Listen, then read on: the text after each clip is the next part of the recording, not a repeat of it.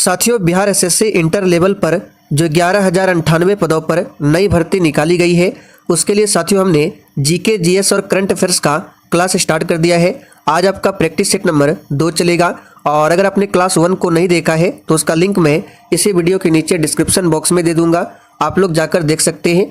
और साथियों, ये जो प्रैक्टिस सेट की क्लास है आपको डेली दोपहर 3 बजे लाइव चैट के साथ दिया जाएगा, तो आप सभी डेली क्लास को अटेंड करें। तो साथियों, पहला प्रश्न है, इटली का राष्ट्रीय चिन्ह क्या है? सभी ऑप्शन को ध्यानपूर्वक पढ़िए और साथियों आंसर करने के लिए आप लोगों को नीचे लाइव चैट का ऑप्शन मिल रहा होगा, इसलिए प्रत्येक स्टूडेंट को नीचे लाइव चैट में अपना अपना आंसर बताना है, जिससे आपका प्रॉपर तरीके से रिवीजन भी हो सके। तो इटली की बात करें तो इटली की राजधानी पूछा जाता है, तो याद रखिएगा इटली की राजधानी है रोम। और इटली का जो राष्ट्रीय चिन्ह है याद कर लीजिए, ये सफ़ेद लिली है। तो अगर आपने यहाँ पर बी ऑप्शन दिया है तो आपका बिल्कुल सही जवाब है सफ़ेद लिली। चलिए दूसरा प्रश्न है, संयुक्त राष्ट्र दिवस मनाया जाता है प्रत्येक वर्ष? चलिए दूसरे प्रश्न के लिए आंसर बताएंगे, संयुक्त राष्ट्र दिवस कब मनाया जाता है? तो प्यारे साथियों, संयुक्त राष्ट्र दिवस की बात करें तो यह प्रत्येक वर्ष 24 अक्टूबर को मनाया जाता है। क्यों मनाया जाता है? क्योंकि 24 अक्टूबर 1945 को ही संयुक्त राष्ट्र की स्थापना होती है। ध्यान रखेंगे संयुक्त राष्ट्र की, तो यहाँ पर इसका आंसर हो जाएगा 24 अक्टूबर, याद रखिएगा। और इसका हेड क्वार्टर पूछे कि संयुक्त राष्ट्र का हेड क्वार्टर कहाँ पर है, तो न्यूयॉर्क में है। चलिए आगे देखिए, सेंट्रल ड्रग रिसर्च इंस्टीट्यूट निम्नलिखित में से भारत के किस शहर में स्थित है? चलिए तीसरे प्रश्न के लिए फटाफट से आंसर बताएंगे और साथियों बिल्कुल इसी टाइप के क्वेश्चन आपके एग्जाम में भी पूछे जाएंगे, इसलिए पूरा सेशन को देखें और डेली क्लास अटेंड कीजिए। तो सेंट्रल ड्रग रिसर्च इंस्टीट्यूट ये भारत के किस शहर में स्थित है? तो याद कर लीजिए ये लखनऊ में स्थित है। उत्तर प्रदेश की राजधानी लखनऊ में स्थित है। देखिए ऑप्शन बी में है बेंगलुरु, तो ये कर्नाटक की राजधानी है बेंगलुरु, जिसको सिलिकॉन सिटी के नाम से भी जाना जाता है। याद रखिएगा, यहाँ पे लिख देते हैं सिलिकॉन सिटी किसे कहा जाता है, तो बेंगलुरु को। चलिए आगे देखिए, धालो खालिस्तान एक लोकप्रिय धार्मिक लोक नृत्य है। बिल्कुल सोच समझकर आंसर करना है। और साथियों अगर आपको किसी भी प्रश्न में थोड़ा भी डाउट होता है तो आप लोग तुरंत कमेंट करके पूछ सकते हैं। और पीडीएफ की बात करें तो इसका पीडीएफ आपको टेलीग्राम पर मिल जाएगा। कहाँ पर? टेलीग्राम का, और टेलीग्राम का लिंक इसी वीडियो के नीचे डिस्क्रिप्शन बॉक्स में है। तो साथियों धालो जो है ये किस राज्य का लोकप्रिय धार्मिक नृत्य है? तो इसका सही जवाब हो जाएगा गोवा। कहाँ का है? तो गोवा का है, ध्यान रखेंगे। चलिए आगे बढ़ते हैं, भारतीय राष्ट्रीय वैज्ञानिक अकादमी की स्थापना कब की गई थी? चलिए 5 के लिए फटाफट से आंसर बताएंगे और साथियों यहाँ से आपको कुछ प्रश्न बता देते हैं। जैसे गोवा की बात करें तो इसकी राजधानी पणजी है और गोवा को पुर्तगालियों से कब आज़ाद कराया गया था? तो 1961 में। यह प्रश्न भी पूछा जाता है, तो इससे ध्यान रखेंगे। गोवा जो है ये क्षेत्रफल में सबसे छोटा राज्य है और जनसंख्या में सबसे छोटा पूछे तो सिक्किम है। तो यहाँ पर 5वें प्रश्न का आंसर क्या हो जाएगा? तो भारतीय राष्ट्रीय वैज्ञानिक अकादमी की स्थापना जो है जनवरी 1935 में किया गया था। कब? तो जनवरी 1935 में। चलिए आगे देखिए, 8 मई को मनाया जाता है। चलिए 6 के लिए फटाफट से आंसर बताएंगे, 8 मई को मनाया जाता है। तो प्यारे साथियों 8 मई को विश्व रेड क्रॉस दिवस मनाया जाता है। तो अगर आपने यहाँ पर ऑप्शन ए को दिया है तो आपका बिल्कुल सही जवाब है विश्व दूर संचार दिवस। इसे भी नोट कर लीजिए, 17 मई को प्रत्येक वर्ष मनाया जाता है। विश्व मानक दिवस पूछे तो 14 अक्टूबर को मनाया जाता है। इन सभी फैक्ट को आप लोग ध्यान रखें। संघीय मंत्री परिषद का अध्यक्ष कौन होता है? चलिए 7 के लिए आंसर कीजिए, संघीय मंत्री परिषद का जो अध्यक्ष है वो कौन होता है? तो प्यारे साथियों संघीय मंत्री परिषद की बात करें तो इसका जो अध्यक्ष होता है, तो अगर आपने यहाँ पर ऑप्शन सी को दिया है तो आपका बिल्कुल सही जवाब है। कौन होता है? तो प्रधानमंत्री होता है, ध्यान रखेंगे। चलिए आगे बढ़ते हैं, संविधान सभा के अस्थायी अध्यक्ष कौन थे? देखिए संविधान सभा की बात करें तो इसकी पहली बैठक होती है 9 दिसंबर 1946 को और इस पहली बैठक में जो अध्यक्ष चुना गया था वो कैसा था? तो अस्थायी, यहाँ पे लिख देते हैं अस्थायी अध्यक्ष था। और अस्थायी अध्यक्ष के रूप में डॉक्टर सच्चिदानंद सिन्हा को चुना गया था। फिर ठीक 2 दिन बाद यानी 11 दिसंबर 1946 को संविधान सभा की दूसरी बैठक होती है और इस बैठक में अस्थायी अध्यक्ष चुना गया था। कैसा? अस्थायी। और अस्थायी अध्यक्ष के रूप में डॉक्टर राजेंद्र प्रसाद को चुना गया था। तो यहाँ पर आपका आंसर क्या हो जाएगा? बी ऑप्शन याद रखिएगा। चलिए आगे देखिए, गोवा राज्य किस उच्च न्यायालय के क्षेत्राधिकार में आता है? बिल्कुल सिलेक्टेड क्वेश्चन है, फटाफट से आंसर कीजिए। गोवा राज्य ये किस उच्च न्यायालय के क्षेत्राधिकार में आता है? तो प्यारे साथियों, यहाँ पर इसका आंसर क्या हो जाएगा? याद कर लीजिए, गोवा का क्षेत्राधिकार जो है ये बॉम्बे उच्च न्यायालय के अंतर्गत में आता है। तो यहाँ पर सी ऑप्शन आपका सही जवाब है। अच्छा, भारत का सबसे पुराना उच्च न्यायालय पूछे कौन सा है, यानी कि पुराना हाई कोर्ट, तो याद रखिएगा Calcutta high court. Calcutta high court ये भारत का सबसे पुराना हाई कोर्ट है, इसे ध्यान रखेंगे। अच्छा, पटना हाई कोर्ट की स्थापना कब होती है? तो इसे भी नोट कर लीजिए। तो 3 फरवरी, पूरा डेट याद रखना है, 3 फरवरी 1916 को पटना हाई कोर्ट की स्थापना होती है। और साथियों, प्रश्नों के साथ हम आपको जितने भी एक्स्ट्रा फैक्ट को बताएंगे आपको ध्यानपूर्वक सुनना है और कॉपी में लिखते भी जाना है, जिससे आपका नोट्स तैयार होगा और वो नोट्स एग्जाम के लिए काफ़ी ज़्यादा इंपॉर्टेंट रहेगा। चलिए आगे देखिए, संघ शासित क्षेत्र दिल्ली ये कितने प्रतिनिधि निर्वाचित कर लोकसभा में भेजता है? देखिए, भारत में अभी टोटल 28 राज्य है और 8 क्या है? तो संघ शासित क्षेत्र है, जिसमें दिल्ली एक संघ शासित क्षेत्र है। तो बताना है कि दिल्ली जो है ये कितने प्रतिनिधि निर्वाचित करके लोकसभा में भेजता है? तो याद रखिएगा 7। यहाँ पर डी ऑप्शन आपका सही जवाब है। कितने? तो 7 याद रखिएगा। लोकसभा में केंद्र शासित प्रदेशों का प्रतिनिधित्व करने के लिए वर्तमान में अधिकतम सदस्य संख्या जो है ये 19 है और दिल्ली जो भेजता है 7 भेजता है। चलिए यहाँ से बिहार की बात कर लेते हैं। अगर बिहार में पूछे लोकसभा सीटों की संख्या कितनी है, तो नोट कीजिए, लोकसभा सीटों की संख्या बिहार में 40 है। राज्यसभा सीटों की संख्या बिहार में 16 है। विधानसभा सीटों की संख्या बिहार में 243 है और विधान परिषद सीटों की संख्या बिहार में 75 है। और साथियों, जो विधान परिषद है, विधान परिषद ये सभी राज्यों में नहीं है, ये वर्तमान में केवल 6 राज्यों में ही है। और कौन कौन से राज्य है आगे आपको बताएंगे। चलिए आगे देखिए, भारत में उच्च न्यायालय जिसको हाई कोर्ट कहा जाता है, इसके प्रधान न्यायाधीश के पद पर आसीन सर्वप्रथम महिला न्यायाधीश कौन बनी थी? तो यहाँ पे हाई कोर्ट की बात की जा रही है। अगर सुप्रीम कोर्ट की बात करें तो सुप्रीम कोर्ट के प्रथम महिला न्यायाधीश कौन बनी थी? मुख्य न्यायाधीश तो फातिमा बीबी। लेकिन हाई कोर्ट में पूछे तो इसका सही जवाब हो जाएगा लीला सेठ। कौन बनी थी? लीला सेठ। चलिए आगे देखिए, राज्यसभा की प्रथम महिला महासचिव कौन बनी थी? चलिए, वेरी इंपॉर्टेंट क्वेश्चन है, इस पर आप सभी स्टार मार्क कर ले। राज्यसभा की प्रथम महिला महासचिव कौन बनी थी? तो यहाँ पर 12वें प्रश्न का सही जवाब क्या होगा? वी.एस. रमा देवी। कौन? तो वी.एस. रमा देवी। सभी को ध्यान रखेंगे। चलिए आप लोग एक प्रश्न का आंसर बताइए, राज्यसभा का पदेन सभापति कौन होता है? देखते कितने बच्चे आंसर कर पाते हैं। राज्यसभा का पदेन सभापति आपको बताना है। आइए आगे देखिए, निम्नलिखित में से कौन सा मौलिक कर्तव्य नहीं है? देखिए, कल वाली क्लास में हमने आपको बहुत बार बताया है मौलिक कर्तव्य के बारे में, तो फिर से रिपीट कर देते हैं। देखिए, जब संविधान बनकर तैयार हुआ था तो संविधान में मौलिक कर्तव्य का उल्लेख कहीं पर भी नहीं था। मौलिक कर्तव्य को बाद में जोड़ा गया। कब जोड़ा गया? तो ये 1976 में। और कौन सा संशोधन हुआ था? तो देखिए 42वां। नोट करते जाइए आप लोग भी। तो एक 42वां संशोधन होता है 1976 में। इसी के तहत मौलिक कर्तव्य को संविधान में जोड़ा गया था। और जिस समय जोड़ा गया था उस समय 10 मौलिक कर्तव्य था। और अभी वर्तमान की बात करें तो 11 मौलिक कर्तव्य है। और ये जो 11वां मौलिक कर्तव्य है इसे 86वां संविधान संशोधन 2002 के तहत जोड़ा गया। और इस प्रकार वर्तमान में टोटल 11 मौलिक कर्तव्य है। मौलिक कर्तव्य को रूस देश के संविधान से लिया गया है। मौलिक कर्तव्य को भाग 4 क और अनुच्छेद 51 क में रखा गया है। तो इन सभी फैक्ट को आप लोग नोट करते जाइए। तो यहाँ पर इसका सही जवाब क्या हो जाएगा? कौन सा मौलिक कर्तव्य नहीं है? तो सही जवाब है राष्ट्रीय उद्यमों का संरक्षण करना। यह मौलिक कर्तव्य के अंतर्गत नहीं आएगा। बाकी ये सभी क्या है? मौलिक कर्तव्य है। राज्यसभा का सर्वप्रथम गठन कब हुआ था? बिल्कुल सेलेक्टेड क्वेश्चन है। तो प्यारे साथियों, राज्यसभा जो है संसद का, याद रखिएगा ये अपर हाउस है, इसे कभी भी भंग नहीं किया जा सकता है। और इसका गठन पहली बार कब किया गया था? तो यहाँ पर इस प्रश्न का सही जवाब क्या हो जाएगा? सी ऑप्शन 3 अप्रैल 1952 को। कब? 3 अप्रैल 1952 को। और राज्यसभा में राष्ट्रपति कितने सदस्यों को मनोनीत करता है?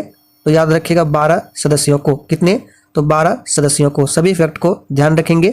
और हमने अभी थोड़ी देर पहले आपसे पूछा था कि राज्यसभा का पदेन सभापति कौन होता है, तो याद रखिएगा उपराष्ट्रपति, जो कि वर्तमान में श्री जगदीप धनखड़ जी है, राज्यसभा के पदेन सभापति होते हैं।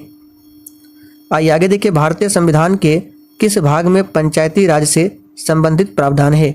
इस प्रश्न पर भी आप सभी स्टार मार्क कर लें, बार बार पूछा जाता है बिहार के एग्जाम में। तो आइए बेसिक की बात करें, पंचायती राज सबसे पहले कहाँ पर लागू हुआ था? तो राजस्थान के नागौर में। और उस समय प्रधानमंत्री कौन था? तो पंडित जवाहरलाल नेहरू। कब लागू हुआ था? तो 2 अक्टूबर 1959। नोट करते जाइए, पंचायती राज जो है ये सबसे पहले राजस्थान के नागौर में लागू हुआ। कब? तो 2 अक्टूबर 1959 को। पंचायती राज को लागू करने वाला दूसरा राज्य पूछ सकता है, कौन था? तो आंध्र प्रदेश। कौन था? आंध्र प्रदेश। और इससे संबंधित भाग पूछे तो भाग 9 है। अनुसूची पूछे तो 11वीं अनुसूची, ये पंचायती राज से संबंधित है। अच्छा, पंचायती राज को संवैधानिक दर्जा किस संशोधन से मिला था? तो 73वां संशोधन। सभी फैक्ट को नोट कर लीजिए। आइए आगे देखिए, निम्नलिखित में से कौन सा हिंदी साहित्यकार राज्यसभा का सदस्य था? चलिए 16 के लिए आंसर कीजिए। और मेरे प्यारे साथियों, जिसने अभी तक सेशन को लाइक नहीं किया है, फटाफट से आप सभी सेशन को भी लाइक करते चलें। तो इसका सही जवाब हो जाएगा रामधारी सिंह दिनकर। 1952 में रामधारी सिंह दिनकर राज्यसभा के लिए चुने गए और लगातार 3 बार राज्यसभा के सदस्य रह चुके हैं। वर्धमान ट्रॉफी किससे संबंधित है? तो प्यारे साथियों, वर्धमान ट्रॉफी जो है ये भारोत्तोलन से संबंधित है। इंटरनेशनल डॉग डे निम्न में से किस दिन मनाया जाता है? तो चलिए आंसर बता देते हैं, याद रखिएगा, ये प्रत्येक वर्ष 26 अगस्त को मनाया जाता है। यूरोपीय संघ की प्रेरक शक्ति और कार्यकारी निकाय क्या है? तो यहां पर इसका आंसर क्या हो जाएगा? देखिए, यूरोपीय संघ की बात करें तो यूरोपीय संघ ये 27 देशों का एक सशक्त आर्थिक और राजनीतिक मंच है। और यूरोपीय आयोग यूरोपीय संघ का एक कार्यकारी निकाय होता है। कौन? तो यूरोपीय आयोग। तो यहाँ पर आंसर क्या हो जाएगा? यूरोपीय आयोग। भारत में प्रथम पंचवर्षीय योजना का प्रारंभ किस वर्ष हुआ था? तो प्रथम पंचवर्षीय योजना पूछा जा रहा है, तो किस वर्ष प्रारंभ हुआ था? तो याद रखिएगा 1951 में। 1951 से लेकर 56 तक चला था प्रथम पंचवर्षीय योजना। इन सभी फैक्ट को याद कर लीजिए। आगे देखिए, पुली चिंतला जल विद्युत परियोजना किस नदी पर बनाई गई है? तो साथियों, पुली चिंतला जल विद्युत परियोजना जो है ये कृष्णा नदी पर बनाई गई है। कावेरी नदी पर कौन सी परियोजना है? तो मेट्टूर बांध है। मेट्टूर बांध ये किस नदी पर है? तो कावेरी नदी पर। गोदावरी नदी की बात करें तो ये प्रायद्वीपीय भारत या फिर दक्षिण भारत। प्रायद्वीपीय भारत किसे कहते हैं? तो ये नीचे जो साइड मैप है इसी को बोला जाता है प्रायद्वीपीय भारत। प्रायद्वीपीय का मतलब होता है जो स्थल 3 ओर से पानी से घिरा हो। तो नीचे हिंद महासागर, बंगाल खाड़ी और इधर अरब सागर, तो 3 ओर से घिरा है, तो ये प्रायद्वीपीय भारत है। और यहाँ की सबसे लंबी नदी गोदावरी है। ऐसे भारत की सबसे लंबी नदी गंगा नदी है, ध्यान रखना है, जिसकी लंबाई 2525 किलोमीटर है। निम्नलिखित में से कौन सा न्यूनतम छिद्र युक्त है? तो कौन सी मिट्टी न्यूनतम छिद्र युक्त होती है? तो यह है चिकनी मिट्टी। अच्छा, भारत में सबसे अधिक किस प्रकार की मिट्टी पाई जाती है? आप लोग कमेंट करके बताइए। भारत और पाकिस्तान के बीच की सीमा रेखा को क्या कहते हैं? और जितने भी प्रश्न आपसे पूछते हैं आप लोग कोशिश कीजिए आंसर कमेंट बॉक्स में जरूर देने का। ये तो बहुत ही सिंपल है। भारत और पाकिस्तान के बीच कौन सा है? तो रेड क्लिफ रेखा है, जो कि सी ऑप्शन में दिया गया है।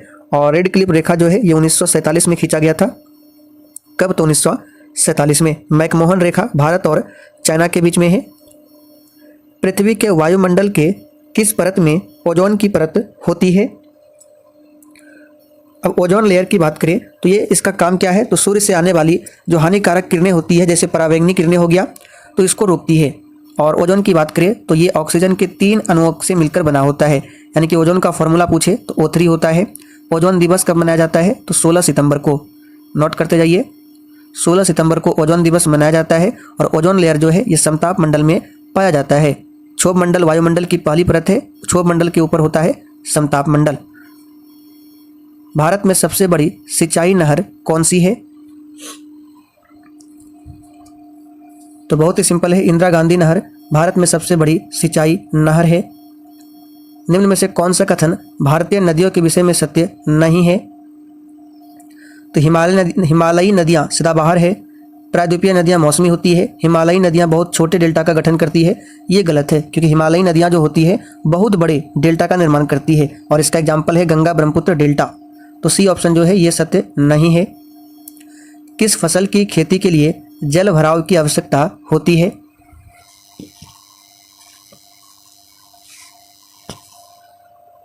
तो याद रखिएगा धान की फसल में। तो यहाँ पर सी ऑप्शन आपका सही जवाब है।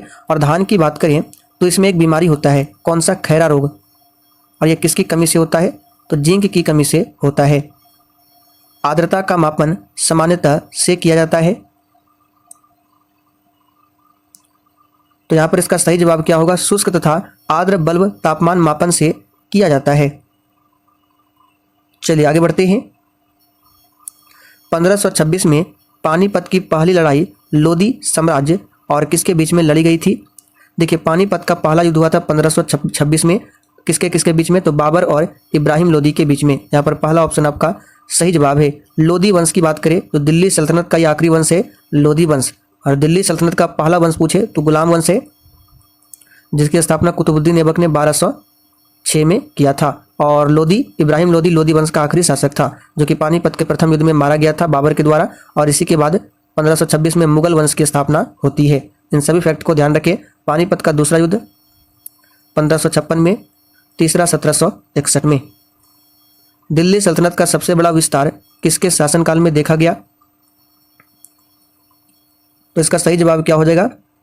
तो मोहम्मद बिन तुगलक के शासनकाल में। दिल्ली सल्तनत पर कुल 5 वंशों ने शासन किया है, जिसमें सबसे लंबा शासनकाल है मोहम्मद बिन तुगलक का।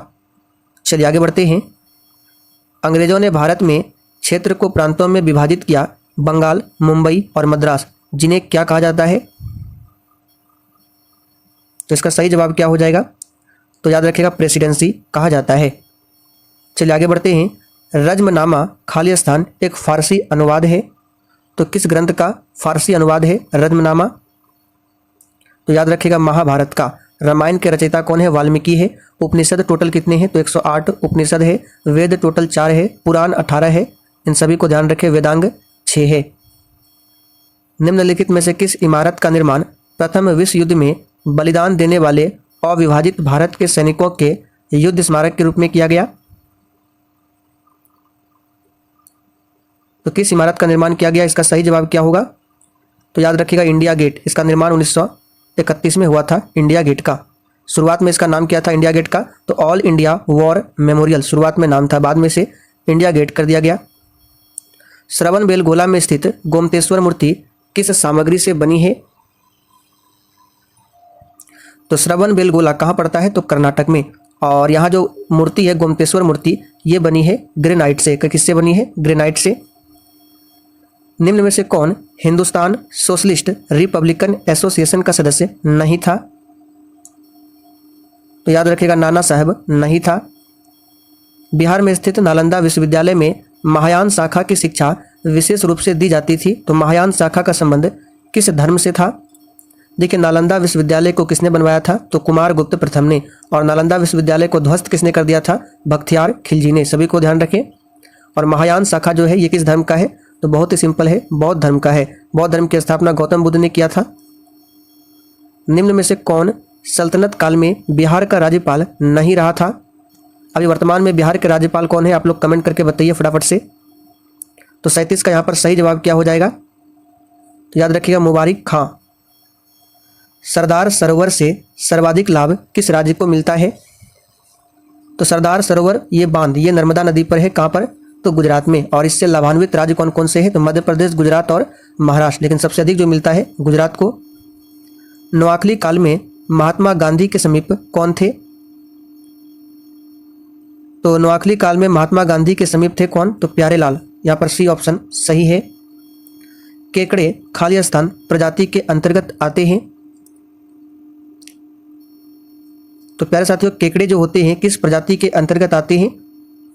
तो याद कर लीजिए, इसका सही जवाब क्या होगा? ऑर्थोपोडा संघ। काफ़ी ज़्यादा इंपॉर्टेंट है, ऑर्थोपोडा संघ के अंतर्गत आते हैं। तो साथियों चलिए आज के लिए इतना ही। आज हमने भले ही 40 प्रश्नों को कवर किया है, लेकिन प्रत्येक प्रश्नों के साथ लगभग हमने 5 से 6 एक्स्ट्रा फैक्ट को बताया है। और बीच बीच में ऐसा भी प्रश्न था जिसमें हमने लगभग 10 एक्स्ट्रा फैक्ट को भी बताया है। तो इस तरह से कुल मिलाकर आज हमने 70 से 80 प्रश्नों को कवर किया और जितने भी एक्स्ट्रा फैक्ट को बताए हैं आपको नोट जरूर करना है। तो चलिए आज के लिए इतना ही, तब तक के लिए जय हिंद। और साथियों सेशन को शेयर करना ना भूलें।